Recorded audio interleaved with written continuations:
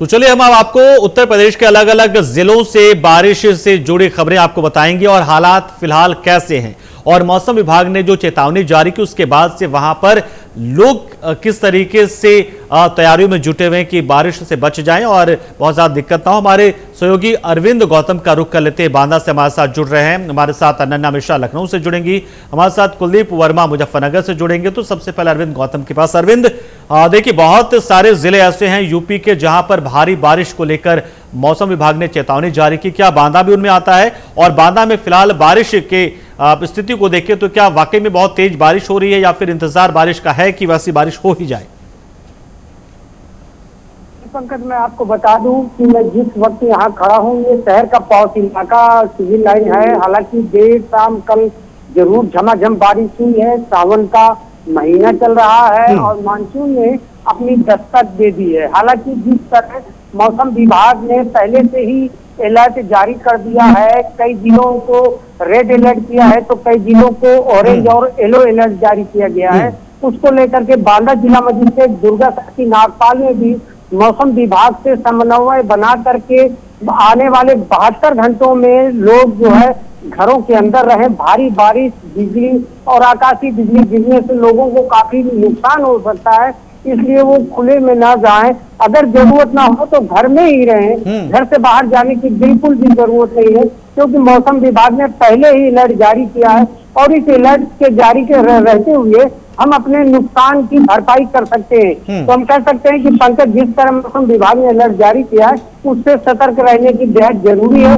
लेकिन जिस तरह बरसात का पानी घरों में लोगों के घुस रहा है, संक्रमण फैल रहा है, उससे जिला अस्पताल और स्वास्थ्य विभाग भी अलर्ट मोड में है। पंकज, बिल्कुल रुक कर लेते हैं मुजफ्फरनगर का। देखिए कुलदीप, जाहिर सी बात है कि मानसून की जब शुरुआत हुई थी, यूपी में जब बरसना शुरू हुआ था मानसून की बारिश का उस वक्त जो पश्चिमी उत्तर प्रदेश में सबसे ज्यादा सक्रिय नजर आया था और अभी भी पश्चिमी उत्तर प्रदेश को लेकर ही अलर्ट यहां पर जारी किया गया और अगले 72 घंटे भारी पड़ने वाले, क्योंकि यहां पर कहीं ना कहीं नदियों आपका जलस्तर जो खासतौर से यमुना जी का जलस्तर बढ़ जाता है, इस वजह से चीजें बढ़ जाती है। क्या हालात वहां पर है? क्या बाढ़ से हालात है या फिर जो एक खतरा है वो बना हुआ या फिर बाढ़ आ ही गया उस इलाके में?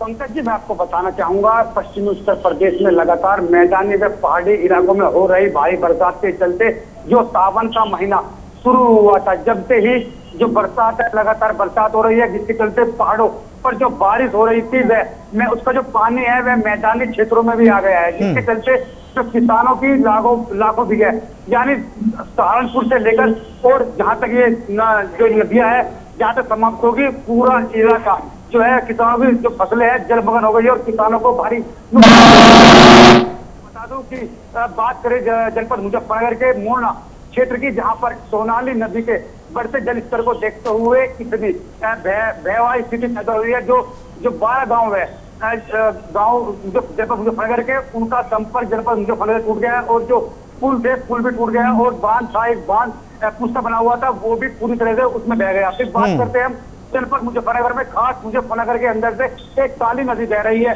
उससे भी बढ़ते जलस्तर को देखता है मुजफ्फरनगर जो डीएम है अरविंद मलप्पा बंगारी देर रात्रि के समय मुजफ्फरनगर की बस्तियों में जाकर उन्हें अलर्ट कर चुके हैं और वहां से जाकर उन्हें सुरक्षित स्थान पर पहुंचाने की भी कायावाद करते नजर आए हैं। फिर आपको बता दें, हम जनपद मुजफ्फरनगर की बुढ़ाना तहसील के अंतर्गत नदी पड़ती है, हिंडन नदी, जो सहारनपुर से शुरू होकर और जो गाजियाबाद तक जाती है। वहीं मुजफ्फरनगर से के अंदर इसका 76 किलोमीटर का क्षेत्रफल है। उसके साथ साथ उसके हिंडन नदी के अंदर लगभग 75 गांव जनपद मुजफ्फरनगर में पड़ते हैं, जिनको भारी बारिश के चलते किसानों का लगभग लाखों बीघा किसानों की फसल बर्बाद हो गई। उसके साथ साथ मैं आपको दिखाना चाहूंगा, मेरे पीछे आप देख सकते हो कि नदी का किस तरीके से विकराल रूप धारण करता है और पूरे मकान और बस्तियों में भी पूरी तरीके से जो है ये नदी बिल्कुल फैली हुई है और जिसके चलते पूरे मकानों में पानी भरा हुआ है। उसके साथ साथ जो पुराना हिंडन नदी है यह खतरे के निशान से ऊपर चल रही है। और आपको ये बात और बताना चाहूंगा, यहाँ पर सीवरेज ट्रीटमेंट प्लांट का जो एक्चुअली पुराने बोलते हैं, उसमें कल 3 मजदूर यानी 2 मजदूर जयपुर गए थे और 1 मजदूर गांव कुरसर का था, फंस गए थे। पर उसके बाद सहारनपुर से एक रेस्क्यू टीम आई, रेस्क्यू टीम द्वारा उसके अंदर से जो 3 मजदूर फंसे हुए थे उनको बड़ी मशक्कत के बाद वहां से निकाला गया और उनको सुरक्षित स्थान पर पहुंचाया गया। वहीं आपको बताया बुढ़ाना क्षेत्र के जो विधायक है राजपाल बारियान सहित बुढ़ाना एसडीएम अरुण कुमार श्रीवास्तव है, बुढ़ाना तहसीलदार लगातार और बुढ़ाना नगर पंचायत चेयरमैन भी लगातार जो बाढ़ की स्थिति है वहां पर जाकर लगातार स्थिति का जायजा लेते नजर आ रहे हैं कि किस तरीके से कोई भी क्षेत्र में अगर हानि होती है तो उसका जिम्मेदार आखिरकार कौन होगा। उससे पहले मैं जो मकानों में फंसे हुए व्यक्ति है उन्हें सुरक्षित स्थान पर पहुंचाकर उन्हें, बल्कि आपको बताना चाहूंगा एक प्राथमिक विद्यालय है, कस्तूरबा गांधी विद्यालय है, जिनके मकानों में पानी भर गया है, जो वहां के लोग वहां पर रहते हैं उनको एक तरह से कैंप बनाया गया है। उस कैंप में जाकर उनके खाने पीने की व्यवस्था, रहने की व्यवस्था लगातार पुलिस प्रशासन करता नजर आया है। जी बिल्कुल बिल्कुल कुलदीप, जाहिर सी बात है कि बारिश की वजह से हालात जो हैं वो कई इलाकों में बहुत ज्यादा बदहाल हो गए हैं, लोग वहां पर बेहाल हो गए हैं। और अनन्या का रुख भी कर लेता है। अनन्या देखिए, कहीं रेड अलर्ट है तो कहीं ऑरेंज तो कहीं येलो अलर्ट है। पश्चिमी उत्तर प्रदेश में तो रेड अलर्ट ही आप मानकर चलिए, क्योंकि न सिर्फ बारिश यहां पर हो रही है बल्कि साथ ही साथ यमुना और यमुना से की जो सहायक नदियां हैं या फिर जो दूसरी नदियां हैं उनका जलस्तर लगातार बढ़ रहा है। पहाड़ी इलाकों में बारिश हो रही है और उन नदियों के जरिए यहां पर खूब जो है वो जल जमाव जैसी स्थिति होगी, बाढ़ जैसे हालात पैदा हो गए हैं। लखनऊ की बात करें तो गोमती नदी के हालात फिलहाल क्या हैं, और पूरे लखनऊ में बारिश की स्थिति की बात करें तो अभी किस स्थिति में है लखनऊ? देखिए पंकज, अगर लखनऊ की बात की जाए तो लखनऊ में इस वक्त तो बारिश नहीं हो रही है, मौसम भी अच्छा खासा है, धूप भी निकला हुआ है।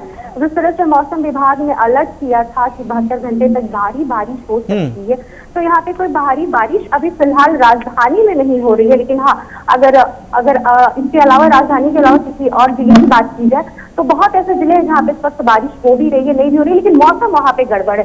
लेकिन राजधानी की बात की जाए तो मौसम इस वक्त पूरा साफ है। मैं चाहूंगी कि एक बार आप जरा मौसम दिखा दीजिए हमारे दर्शकों को कि मौसम यहाँ पे धूप निकला हुआ है, मौसम यहाँ पे अच्छा खासा है। और मौसम विभाग की बात की जाए तो मौसम विभाग ने रेड अलर्ट, येलो अलर्ट और ऑरेंज अलर्ट, ये तीनों अलर्ट जारी किए हैं कि तीनों अलर्ट से लोगों को बाहर ना निकले, लोग अनावश्यक किसी कार्य से बाहर न निकले, बहुत ज्यादा अगर जरूरी हो तो ही बाहर निकले। साथ ही साथ मौसम विभाग ने ये भी चेतावनी दी है कि सड़क के किनारे यदि आप कहीं खड़े होते हैं तो पोल के नीचे ना खड़े हो, किसी पेड़ के नीचे ना खड़े हो या फिर खुले आसमान में ना खड़े हो, क्योंकि बिजली कभी भी गिर सकती है। अब बात करें अगर बाढ़ वाले इलाकों की, तो अभी कुछ दिन पहले मुख्यमंत्री ने दौरा भी किया था वहां पे बाढ़ वाले इलाकों का, साथ ही साथ उन लोगों को राहत भी देने की बात कही है। साथ ही साथ ये भी खबर आ रही है कि 4-4 लाख उन लोगों को मुआवजे भी दिए जाएंगे जो जिन लोगों को इस आपदा से हानि हुई है। जी अनन्या, बिल्कुल। तो अनन्या आप बता रही है, देखिए और देखिए अब रुख कर लेते हैं सहयोगी अरविंद का भी एक बार फिर से, अरविंद गौतम बांदा से। अरविंद गौतम, देखिए यही तो है, कहते हैं ना कहीं राम जी की माया, कहीं धूप कहीं छाया। तो देखिए लखनऊ, राजधानी लखनऊ में तो धूप खिली हुई है, एकदम तेज धूप ही वहां पर है। हालांकि मौसम खुशगवार जरूर हो चुका है क्योंकि बारिश का जो सीजन चल रहा है उसकी वजह से, लेकिन धूप खिली हुई है। बांदा, आप एक बार फिर से बांदा में ये जानना चाहेंगे, देखिए बारिश की वजह से बहुत सारी दूसरी समस्याएं भी जो है वो पैदा होती है, खासतौर से बिजली से जुड़ी समस्याएं भी, क्योंकि बिजली की जब आपूर्ति नहीं हो पाती है तो फिर कहीं ना कहीं उसकी वजह से पेयजल की आपूर्ति में दिक्कत हो जाती है। तो क्या अल्टरनेट व्यवस्थाएं यहाँ पर की गई या फिर लोग खुद ही पानी की व्यवस्था खुद करके जुट बैठे हुए हैं, या प्रशासन ने भी कोई वैकल्पिक व्यवस्था की हुई है? जी पंकज, मैं आपको बता दूं, सबसे पहले मैं प्राइम न्यूज के दर्शकों को इस समय के वक्त का 10:15 का समय हो चुका है और अभी धूप नाम की कोई चीज नहीं है। यूं कह सकते हैं कि जिस तरह देर शाम झमाझम बारिश हुई थी, उस बारिश के बाद सुबह 7 बजे हल्की सी धूप जरूर देखने को मिली, लेकिन अब ऐसा मौसम बन रहा है, लग रहा है कि फिर से झमाझम बारिश होने वाली है। हालांकि बारिश होने के पहले नगर पालिका ईओ राजेंद्र यादव के साथ में जिला मजिस्ट्रेट दुर्गा शक्ति नागपाल ने अपने अधीनस्थ अधिकारियों के साथ में मीटिंग करके कहा है कि जहां भी निचले इलाकों में जल भराव की समस्याएं आती हैं, तत्काल पंपिंग सेट लगा करके वहां से पानी की निकासी की पहली व्यवस्था की जाए। हालांकि बांदा में अगर हम बाढ़ की बात करें तो बाढ़ तो उतने नहीं है, न उतने अभी खराब दिखाई दे रहे हैं, लेकिन मध्य प्रदेश से जब ये पहाड़ से या बांधों से जब पानी डिस्चार्ज होगा तब जरूर बांदा के लिए मुसीबत बन जाएगा, क्योंकि बांदा में पहली जीवनदायिनी नदी केन नदी है, तो वहीं दूसरी जो है यमुना नदी है। यमुना नदी और केन नदी के बीच का हिस्सा बांदा का हिस्सा है। हालांकि अब बाढ़ के हालात उतने तो नहीं बनते, लेकिन शासन प्रशासन ने उसके पहले ही व्यवस्थाएं चाक चौबंद कर ली है। पंकज, चलिए, बहुत शुक्रिया आप सभी लोगों का। अरविंद आपका शुक्रिया, कुलदीप आप